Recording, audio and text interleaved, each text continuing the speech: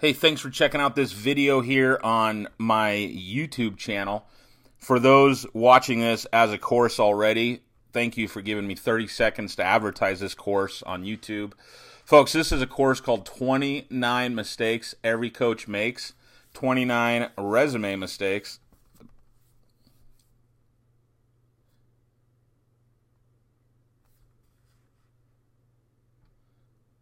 Hey, thanks for checking out this video on YouTube.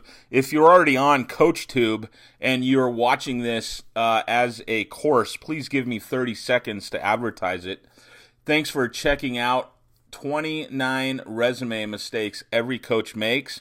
This free course produced by 8 Laces Consulting, this free course is available on CoachTube.com.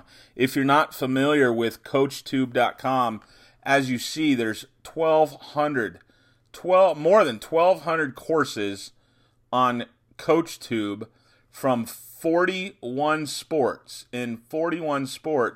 from 536 coaches.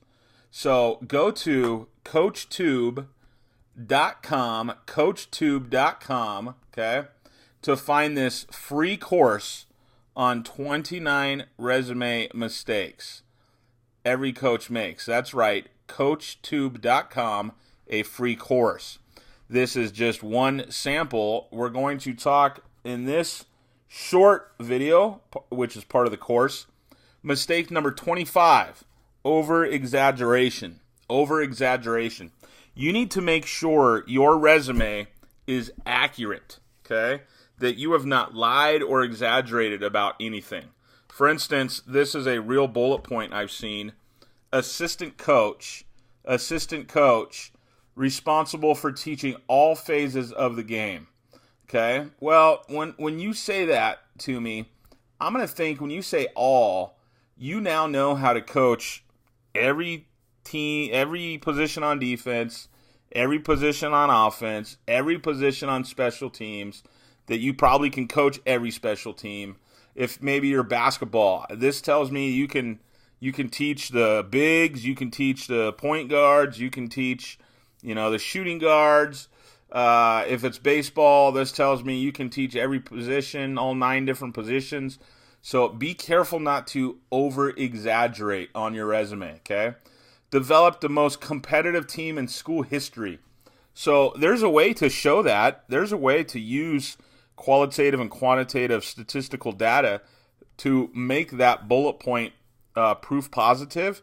We talked about that in an earlier video in this course, an earlier chapter. So if you've got that kind of a data, use it, okay? But if you just say, I developed the most competitive team in school history, to me, the reader of that resume, the athletic director looking to hire a head coach, I want to see some data there, okay? Because that kind of looks like a little bit of an over-exaggeration. Now, I've been a part of a coaching staff that did this, okay? But we didn't write this on the bullet point, okay? I used statistical data to show that. Raise tens of thousands of dollars, okay? Raise tens of thousands of dollars. Fundraising is a good thing to have on your resume. But again, use statistical data. Don't over-exaggerate. If you did raise tens of thousands of dollars, again, that doesn't tell me anything about you as a coach. I don't know if that's good or bad, okay? I don't know, a football program here in Southern California, their budget for the year is about $200,000 they raise, so tens of thousands of dollars, it's a drop in the bucket. I also know a program who raises maybe $2,000. So tens of thousands of dollars, that's very impressive, okay? So for the solution here on over-exaggeration, you want to be careful not to over-exaggerate. The solution, brag about yourself, but make sure to be accurate. Never, ever lie on your resume. We talked in introduction to this course, guys who have got caught. They've been caught lying on their resume, and it'll cost you your job. Coach O'Leary, Notre Dame, I don't know, maybe 15 years ago, he lost a $6 million job. Look at that. $6 million job, 2001, so 17 years ago. Lost a $6 million job for exaggerating on his resume. Definitely want to stay away from over-exaggeration. Number 26, the 26th mistake here. We're 26th mistake in resumes from coaches. Okay, I think this isn't just coaches, but this one applies to anybody. Proficient in email use. That's a mistake. Are you serious? Seriously? You're going to put proficient in email use? This is 2018, people. I think everybody is proficient in email use. My 6-year-old knows how to use email. Do not clog your resume with useless information. That's what a statistic, a bullet point like this does. You are clogging up your resume with useless information. Now, if you need to resort to using a bullet point like this because you don't have anything else, it's a different story. You're probably not in a very good boat. But, folks, a big mistake I see on resumes all the time, clogging up your resume with useless information.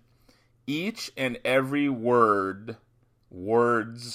need to mean something and should work towards setting you apart.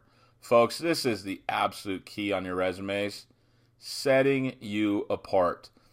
I said in an earlier chapter, when I am hiring a head basketball coach, I'm going to have 100 resumes on my desk as the athletic director. That's happened 3 times in my career. I need you to set yourself apart on that resume. Here's what I do. The process I use, I'll print every single resume out. I don't like looking at them just digitally, okay? So I print those resumes out. I put them in a file as I get them, file folder. And then when I have a few hours, I'm going to sit at my desk and I'm going to focus on these resumes. Now, this is if I don't have somebody in mind already, which there's been, out of those 2 times I hired a coach, I didn't have a clue as to who I was going to hire. I really didn't. I was going off a paper hire, I call it. That's when you're hiring off a paper, okay, hiring off a resume. I'll put those in 3 piles. Yes, no, maybe. Yes, no, maybe. You want your resume to end up in the yes pile because of the bullet points you create which set you apart, okay? And this kind of bullet point, proficient in email use, ain't going to do it. So the solution, think critically about each and every bullet point that you're going to use. Make sure the bullet point brings value. Make sure the bullet point brings value. Okay? So that's this chapter here on the mistakes that are made on a resume. So get your course, 29 resume mistakes every coach makes, free on coachtube.com.